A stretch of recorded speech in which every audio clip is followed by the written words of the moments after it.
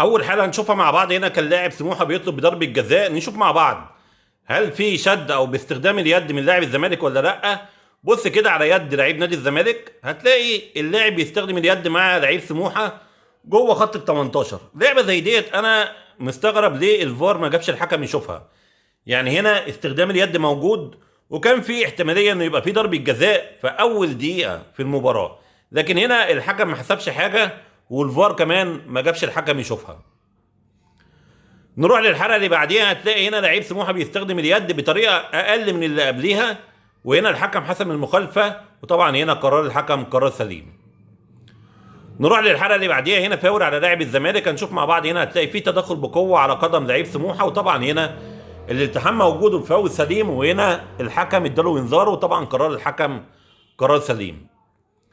نروح للحلقه اللي بعديها، هنا برضو فاول على لاعب الزمالك. نشوف مع بعض كده، هتلاقي اللاعب بيستخدم اليد وبيشد لعيب سموحه زي ما احنا شايفين مع بعض، والشد هنا موجود، وهنا الحكم حسب المخالفه، طبعا هنا قرار الحكم قرار سليم.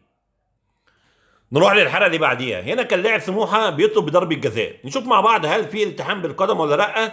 بس الزاويه دي هيقول لك ان في التحام، لكن بص وضع جسم لعيب سموحه هتلاقي بنفس الطريقه هنا مفيش التحام، فهنا لعيب سموحه هو اللي بيقع قبل ما يحصل الالتحام مع لعيب نادي الزمالك.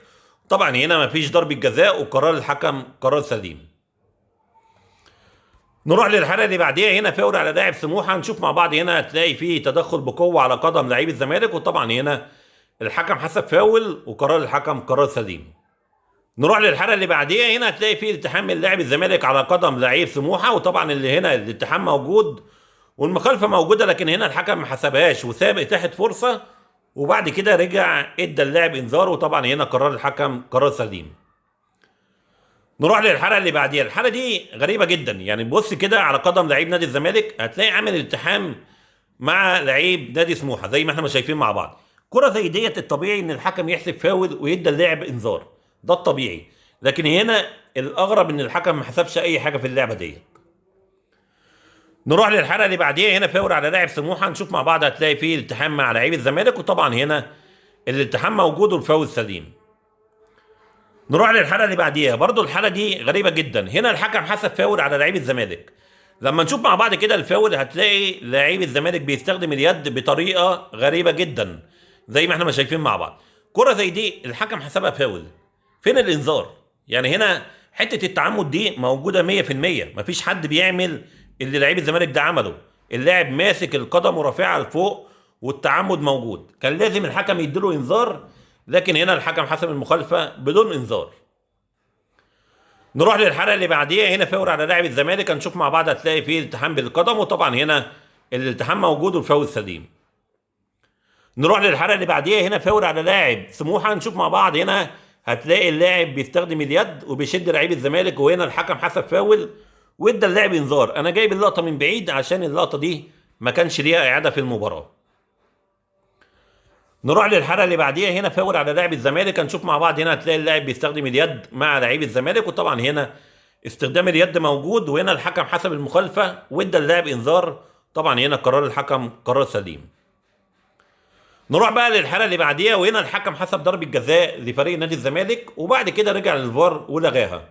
نشوف مع بعض كده، هنا القانون بيقول لك لعيب سموحه لما حاول يلعب الكوره نجح ولا لا.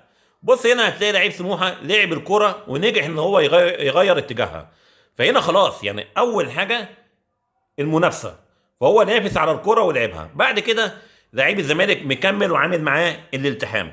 لو انت خدت بالك من الاول خالص، هتلاقي لعيب الزمالك هو بيدور على ضربه الجزاء، لان هنا اللاعب رايح للعيب نادي سموحه. طالما نجح ان هو يلعب الكره، فطبعا هنا مفيش ضربه جزاء، وقرار الحكم قرار سليم.